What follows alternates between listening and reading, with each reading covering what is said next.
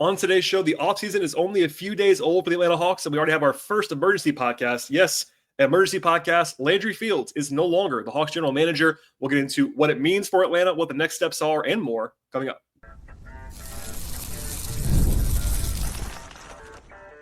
You are Locked On Hawks, your daily Atlanta Hawks podcast. Part of the Locked On Podcast Network. Your team every day. Hello, friends. Welcome to episode 1958 of the Locked On Hawks podcast. I am your host, Brad Rowland, coming to you on a Monday evening here in late April. And today's show is brought to you by the folks at FanDuel Sportsbook. And right now, if you're a new customer, get $250 in terms of dollars in bonus bets if your first $5 bet wins at FanDuel. The place to go is FanDuel.com to get started. And I also want to encourage you, as I always do, to make us your first listen each and every day here at Locked On Hawks. Check us out and subscribe to the podcast anywhere you find your podcast. And, of course, be sure to tell your friends and family and colleagues and all that fun stuff about this program.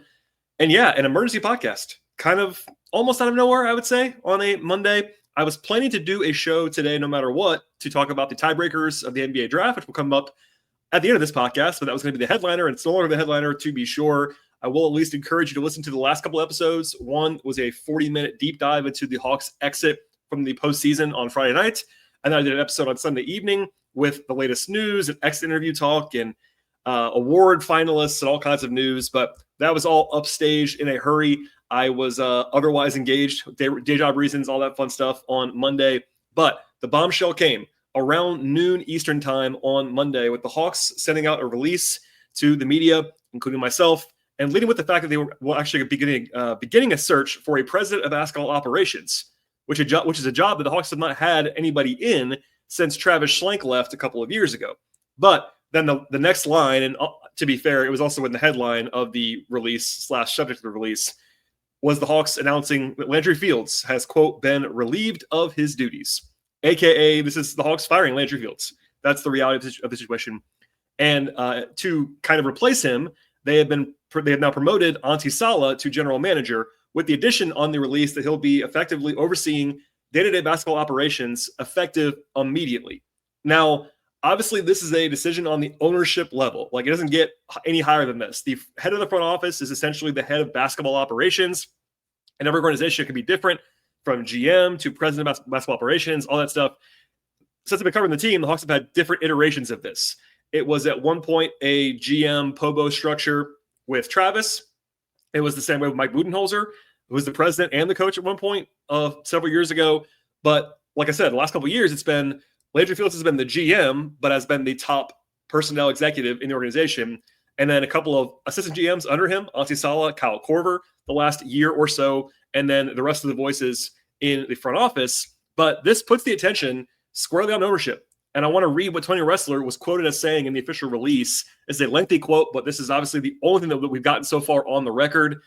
Unlike with a draft or a trade, like there's not like an official press conference schedule. There might be one. Tony might give one, but at the moment, this might just be it for Tony Ressler on the record. And here it is, what Tony had to say on Monday. Quote, every offseason, we evaluate how we operate and ways we can improve our organization. As we enter this pivotal offseason, we have several complex decisions ahead of us, and we're committed to providing the human and financial resources needed to ensure that we navigate these decisions with a high level of precision and foresight.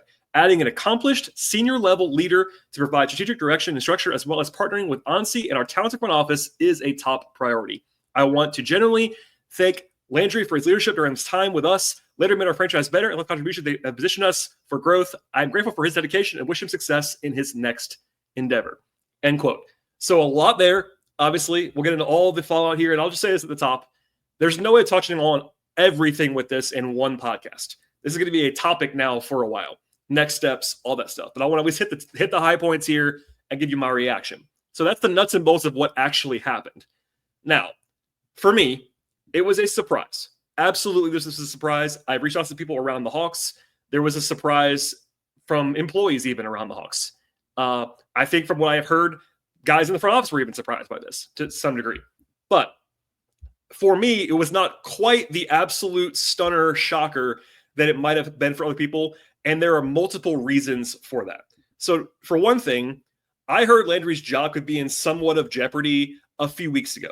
And look, this is one of those nuanced things where I'll hear something not everything that I hear is going to be at the level of being reportable. I like to be very responsible with what I share on the podcast, on social media. A lot of people might have reported something. I don't like to throw things out there that I'm not able to confirm personally. And that was what this was. So I heard a little bit of a rumbling a few weeks ago that Landry could be in some jeopardy.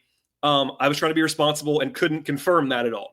I did share that rumbling behind the scenes with some people, and they're closer to me in an off-the-record setting. And basically, that rumbling involved Landry being ousted in some fashion and Onsi Saleh being promoted to GM of the Hawks. That's what ended up happening. So where I heard that person was obviously right in this case to some degree. That's vague on purpose. Now, I also had not heard that they were also going to try to hire a new president over the top of Onsi. So that is brand new information that I had not heard anywhere. And look, keep that in mind. I would say this. There's no absolute guarantee the Hawks will hire that person. They probably will. They said they're going to. They've hired a search firm, which I roll with search firms because like you should know who the candidates are if you're trying to hire someone like at that level, a top level person. But they don't have to do that. They said they're going to, though. So keep that in mind. Now, the second reason why, that's one reason why I'm not as surprised as other people. The second reason is this. While I have been consistent about talking about how this is a positive season for the Hawks, and I strongly believe that is the case even still right now, there is a belief around the league and even locally, but I would say around the league, I talked to a lot of agents and other front office people and all that kind of stuff, that Landry, and honestly, look, I like Landry personally. I'll throw that out there. He did not have the level of juice that most lead executives had. And what I mean by that is power, not like anything having to do with his abilities or his knowledge. Obviously, he was an NBA player. He knows the game very well. But when I say juice, I mean power to be like the decision maker in a front office. Now, to be fair to Landry and everybody else, for a lot of teams, the owner is the decision maker. And Tony Ressler has been a very active owner, which honestly, I don't think is a good thing for basketball operations. But the buck stops with Tony. That's first and foremost. But what I mean even beyond ownership is like there are organizations, I won't say all of them now, but just for some examples from what I've heard, I don't cover these teams, but OKC, Sam Presti is the guy. Right now in Philadelphia, Daryl Morey is the guy. Like there are some organizations where it's like a very clear one person is the person who makes the decisions beyond the ownership level. In Atlanta, from what I've heard, that was not the structure in Atlanta. Yes, Landry was the top person on the billing. He was the one that spoke for the team as the GM. And when you have the top title, you speak for the team. That makes sense. But I think there's always been a little bit of uncertainty. Like there was the whole Nick Ressler saga a few years ago. There was the weird ousting of Travis Schlenk when Landry was also there underneath Travis. They also famously ignored Travis on the DeJounte trade the first time and then basically iced him out. That was essentially the end of his tenure, at least unofficially, when Travis was ignored and they made a bad trade over the top of his objection. Landry was number 2 to Travis. And while he was the next highest rated person, he wasn't like full on promoted to the same job Travis had. He became the GM, and the GM is not always the top person. So then the Hawks last summer spent what I was told repeatedly now has been big money by executive standards to get Onsi Saleh from Golden State. I talked about that a lot last year, but he's a fast rising star in the league is the way that he's perceived. I think Onsi's a very smart guy from what I understand, what I've talked to, very respected around the league, but they added a prominent voice there. And I don't think it's a coincidence. Like you don't go out there and get someone like that unless you want to have that person be a prominent voice to some degree in your organization. There are people speculating to me, again, like, quietly that Onsi might be the GM sooner rather than later a year ago when he was hired. That's the kind of juice he seems to have. And again, that's interesting context, more speculation, but notable in this whole thing. So suddenly, I say all that to say, you have an active owner, you have the owner's son who they've done a good job, at least on the record, of backing Nick Ressler's title off. He's more of in like the alternate governor, assistant to his dad kind of role now than an actual front office role. But that was out there. He's been around the team. So you got owner's son. You have a pretty young GM in Landry Fields who had not had the top job before this and was kind of just elevated because Travis was gone. Then you have 2 assistant GMs who are big names for different reasons. Honestly, who they paid to come in. Kyle Korver was obviously a rising star that they brought in as well. And then a big money head coach in Quin Snyder who has juice to some degree. Like Quin doesn't want to tell you that he has personnel power. He doesn't. But he's got influence. You don't pay a guy for 5 years at big money and have him have no influence. So a lot of cooks in the kitchen, I would say. I think it's safe for me to say this. Landry was not making every decision and ruling with an iron fist in that front office. It was collaborative, and sometimes that's good. You want collaboration, but he wasn't like the guy in the way that you might think of a front office person being the guy, from what I understand. Now, I do want to say this. I don't act like I know for sure anything behind the scenes. Like, I hear things, I'm informed, but I've heard stuff about like separate negotiations for different members of the front office, and like there were moves in some respects around the league that were attributed to one person or the other. You never know how true that stuff is. But, there's the more analytical side of the organization. There's the personnel side. It's all like conflicting, and there's always rumblings, and it is what it is. But we'll never know if there was like a big split happening. But the apparent reality is there was not a clear hierarchy, basically. And that makes it even less surprising to me that the GM would not be retained or be elevated or anything like that. Now, I'll get into more of this in a second, but it does certainly seem weird on the outside because the Hawks just had what I described and I still believe as, and by the way, what people around the league with no ties to the Hawks have described as a pretty positive season when you look at it. The Hawks clearly went into a not really rebuilding, but retooling mode last summer, and they still won more games amid injuries, and they got super young. There's reason for optimism there. That tone is still around right now. So why in the world would you part ways? So I get it. It's not going to, it just looks funny. We'll get into why that is. But I certainly want to acknowledge that off the top. It's a little bit strange. It wasn't expected. And I'll just broadly lay that and wait to the second segment of this podcast. Nothing in Landry Fields' GM tenure when he was the number one executive was a disaster for the Hawks. Nothing. Like usually you got a guy that's only kind of has the head job for 2 years or so.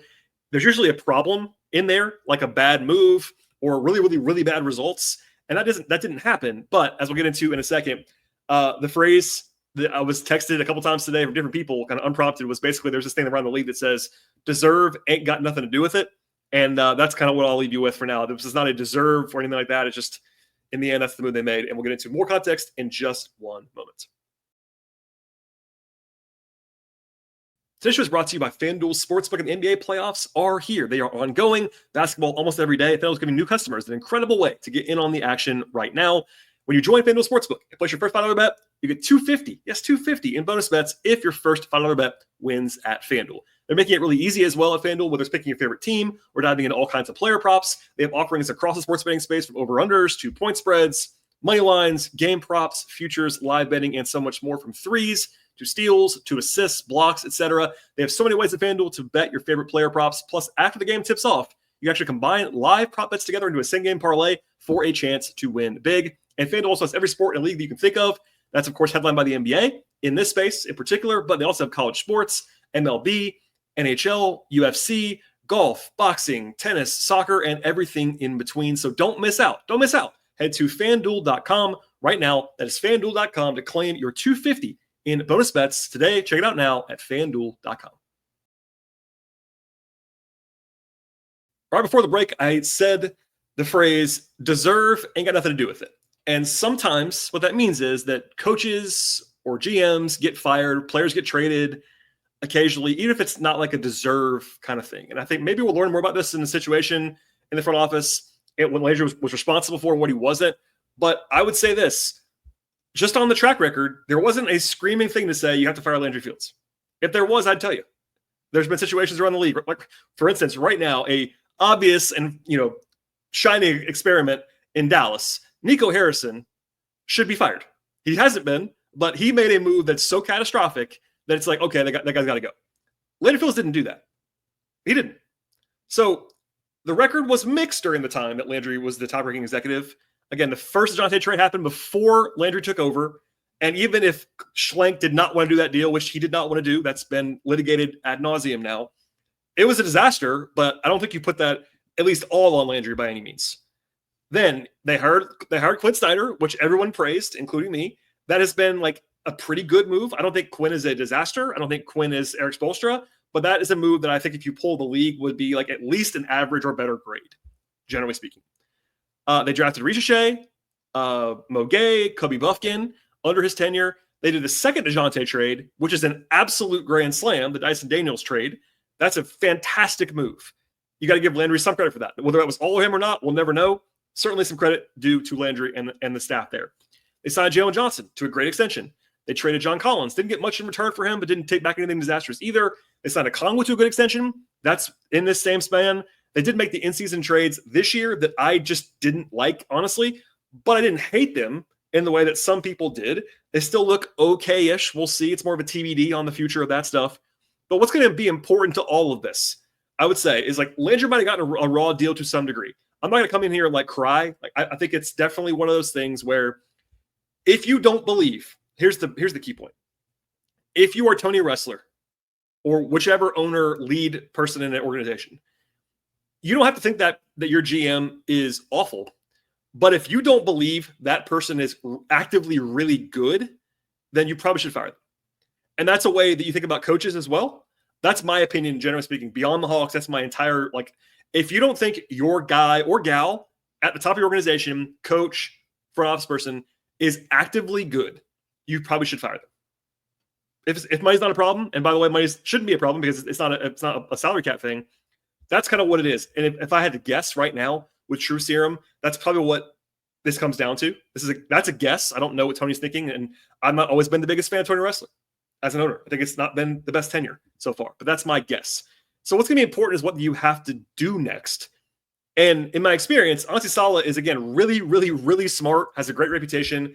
That gives you some positivity, I would say. We'll see who they hire above him if they do and how drastic they'll actually get with some other moves. That's part of this as well. But, and look, I mentioned this a second ago, but I think I have to say this now even more clearly. My friend Danny LaRue, who does work for The Athletic and Real GM and Dunked On, always says this, but his quote is that ownership is the biggest competitive advantage in the NBA. And I note that because I don't think Ressler has earned the benefit of the doubt about anything basketball-wise. Is he better than the previous owner, the Atlanta Spirit Group? I would say yes, but the bar could not be any lower for that. I think Tony has cut corners with spending. I think he's gotten involved in a way that was not productive for decision-making processes. I think he's, from what I've heard, he's overruled front offices on moves that ended up being bad moves, and because he wanted to do them. Too active. I think, and again, to some degree, the owner's always going to be involved because it's their money. I get that. It's hard to tell an owner to totally go away. But ideally, you would want an owner that would spend money and stay out of the way. And Tony's kind of done neither. He's done a little bit of spending money. They have a G League team they invested in. They did the Frex facility. Like, he's spent some money, but they've also pretty openly cut the tax several times in the last few years. And I don't think it's been a super duper positive tenure. And I don't think, for me, again, I don't want to tell fans how to feel, but if I'm a fan of the Hawks right now, I don't assume Tony's going to make the right hire or make the right approach or do the right thing or spend the right money blindly. Doesn't mean he can't do it, but that's notable to me. And this is a small thing, but I think this is a pretty bad look for Ressler that the Hawks let Landry Fields conduct all of the exit interviews with all of the players on Saturday morning as the face of the organization, like developing. If you don't know what these are, they sit down with the players. The front office does, not just Landry, but it's the front office headlined by Landry and the players to say, hey, work on this summer, plan on this summer, check boxes, etc. Why would you want a guy that you clearly already decided you were going to fire to do that with your players on the way out? And then Landry spoke to the media for 35 minutes on Saturday. And yeah, the media is not the biggest priority. I'm not saying otherwise. I know I'm a member of the media. But you had someone out there speaking for the organization as the person, basically the head of basketball for the organization, was speaking on the record for 35 minutes to reporters, answering questions about your team and your direction. And almost certainly you knew you were firing him. Because I don't think, and look, I could be wrong. I don't think I am, but I'd be shocked. I'll frame it that way. I'll be shocked if Tony Ressler decided to fire Landry Fields between Saturday at 3 p.m. and Monday morning. I am very confident that decision was made already. So it's a small thing, but even that does not look good. Like, why would you have again, even if you want to ignore the media thing, people hate the media, I get it. Ignore that part. Why would you want Landry Fields captaining your exit interview meetings with players before the summer if he's not going to be there anymore? Not a great look. Anyway, so I think, generally speaking, like I said before, if you decided you were going to fire Landry Fields because you don't think he's the guy, I don't have a problem with that. I actually don't. Like, I've seen every reaction possible in the last couple hours. I was working today, so I didn't get to record this podcast immediately. I saw Hawks fans that were way too excited, in my opinion, about firing Landry Fields, who hasn't done a bad job. I also saw people that were really, really, really, really mad about this. And I'm neither. That's not a great podcast segment. I get it, but I won't lie to you ever. I think this is in the middle somewhere, and it's a TBD. Who do they hire to lead the organization? How do they respond to this? I don't think Landry was going to change your life as an executive. I don't. But I don't think he was a disaster either. Both can be true at the same time. So, quickly, and we'll move on. Onsi Saleh is now, at least until they hire someone, if they do, the head of the organization basketball-wise. Onsi, to my knowledge, has not talked on the record to the media. He's going to have to do that now at some point. I don't know if it's going to be this week, but he'll have to talk before the draft. Probably will be the next time when they do a workout or whatever. That'll be interesting. As far as next steps are concerned, I want to lead with this and circle back to what Ressler said before in his release, that he is looking for, quote, an accomplished senior level leader to provide strategic direction and structure, as well as partnering with Onsi and our talented front office. And he called that a top priority. Now, this is really interesting. So I had questions about this already all day long from people. I share those questions. It's not what you would normally draw up in your playbook to firmly hire a general manager and embolden him with responsibility in Onsi Saleh, only to do a search about his boss. Like, you wouldn't want to hire a president in a vacuum and say, by the way, your GM has been hired for you. Your front office is already still there. And by the way, as a second thing, part of this, your coach is still there. So I got lots of questions about Quin Snyder today because, look, on the last podcast on Sunday night that I recorded, Landry gave a very, very, very clear vote of confidence to Quin Snyder. And it's interesting to me that obviously there is a ton more things. So one thing I'll say broadly speaking is that moving on from your top ranking executive, which was Landry, and then talking about hiring a president from that organization immediately adds a ton of uncertainty. I don't love uncertainty in general, but that's what it is. All kind of uncertainty. So that's not controversial as a statement. That's just very logical. If you hire a president, they might want their own coach. They might want their own GM. But now you're giving them a GM entrenched, who Tony named in the statement, even in the quote part of the statement, and a coach. Now, could they still fire Quin Snyder now? Sure, they could. But it's actually honestly a vote of confidence from Tony's level in Quin to not fire him right now. A lot of teams, when they clean house, we saw it with Denver recently, when you fire the GM, you often, not always, but you often also fire the coach because you want to give the next person free reign to hire a coach. And that didn't happen here. Now, Quin is obviously high ranking. They owe him a lot of money, all those things.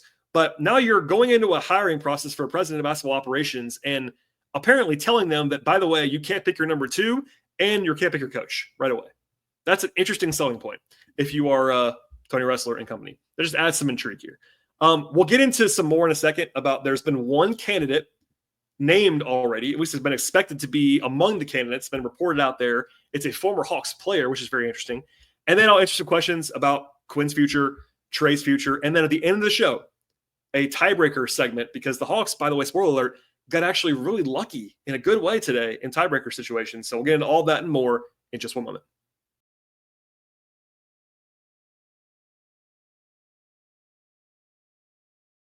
All right, as I warned you, it's a busy podcast. Try not to go super duper long here to appease my bosses.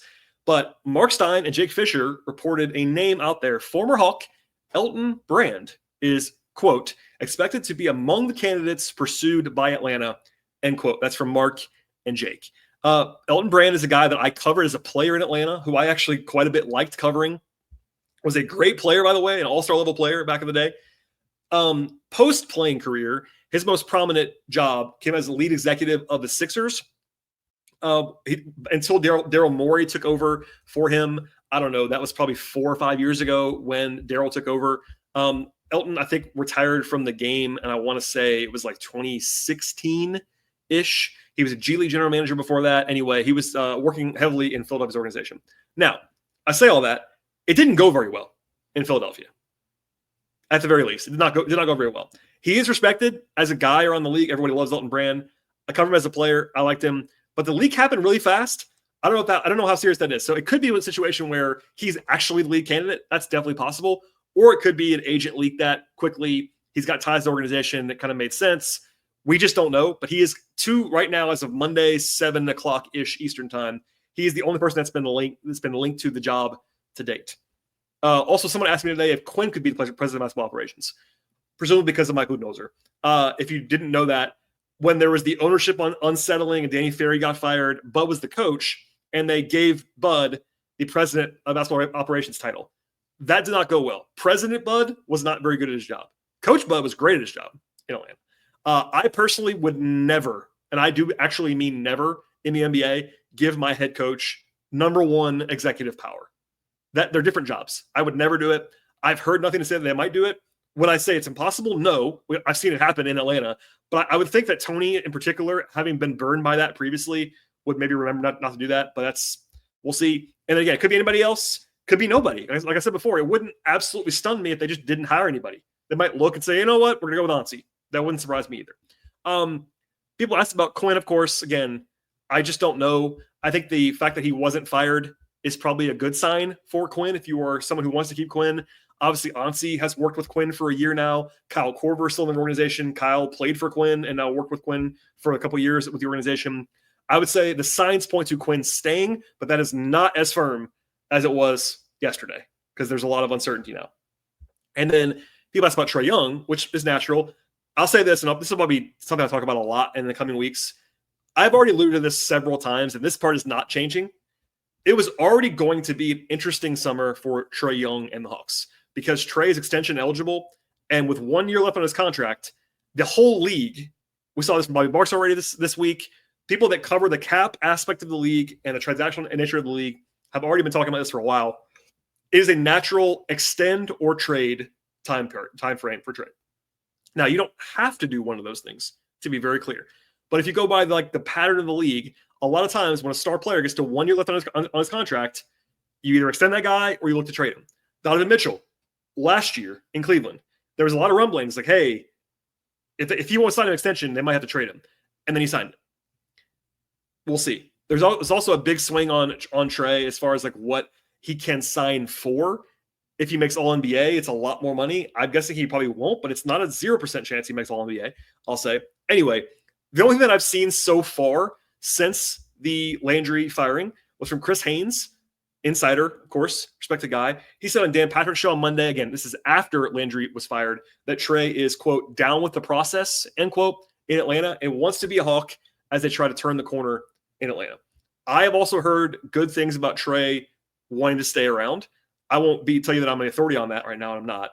But all of the comments, all of the on record, even behind the scenes stuff that I've heard has been pretty positive in terms of Trae and his buy-in and his relationship with Quin, all that stuff. Also, though, when it comes to money and contracts, stuff can change really fast. And we don't know what the front office thinks. I don't personally want to tell you that I know what Onsi Saleh believes is the best direction of the team right now. And right now, at this moment, he's the number one executive. Would Tony Ressler sign off on a Trae Young trade? I have no idea. So there's all kinds of uncertainty. I won't lie to you. It's very uncertain. But for now, all that we know is that it's uncertain. And I do think that, again, small lean to Quin staying because he wasn't fired today, and he honestly could have been fired today, along with Landry, if you follow the way the league often goes. Okay, that's 30 minutes on this.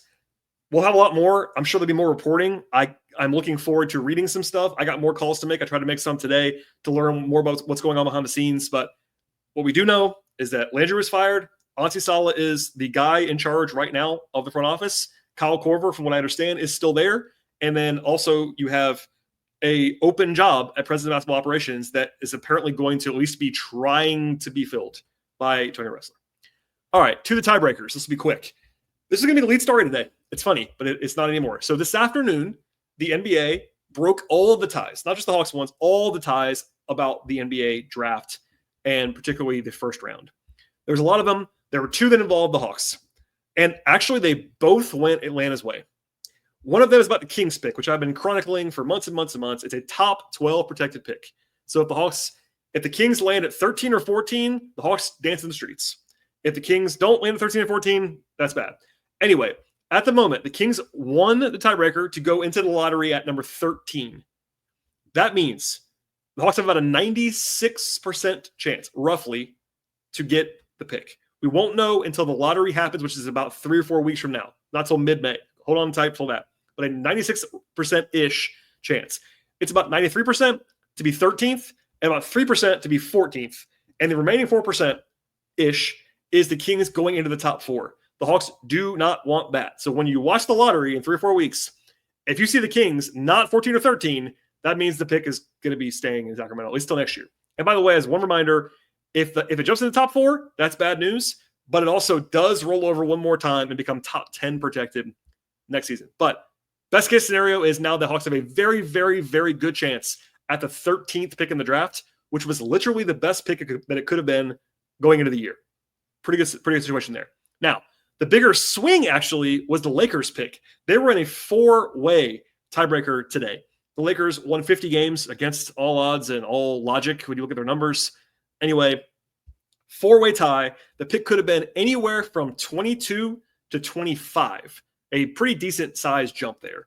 And in the end, it landed at 22, which is the best case scenario for the Hawks very, very clearly. That pick is coming no matter what. There's no drama there. We know at this very moment, the Hawks have the 22nd pick in the draft done. That's their pick from this point forward.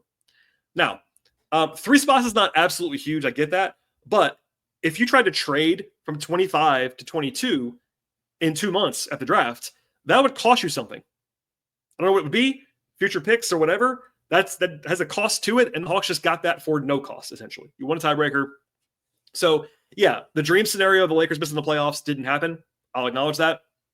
But a little bit of good fortune there. And at the moment, the most likely scenario by a lot is the Hawks having 2 picks in the first 22 picks, 13 and 22, and in a pretty good draft, very valuable. And again, because the Hawks will have their pick for the next couple of years, it's important to add some more talent to the pipeline as they continue to retool their roster. And long story short, that part of the day was very, very good for the Hawks after the drama early on in the day. All right, everybody. I'm sure I have created some more questions. I will answer some more of them, I'm sure, later on this week. I'm looking to get some guests on in the next couple of weeks as well. We'll do draft coverage. We'll do more follow-up from this. If there's anybody reported to be interviewing for the president job, we'll get into that. Any drama elsewhere, etc. But a busy day, obviously. Hopefully I got this podcast to you as fast as I possibly can. When news breaks Monday at noon, it's tough, but I try to turn it around as fast as possible. So please be patient with me. Please also subscribe to this podcast anywhere you find your podcasts, Apple, Spotify, etc. Follow the show on X/Twitter at Locked On Hawks. Follow me there at BT Rowland, and follow my non-podcast work at patreon.com/BT Rowland. All right, everybody. I appreciate you being here as always. We'll have more for you later on this week.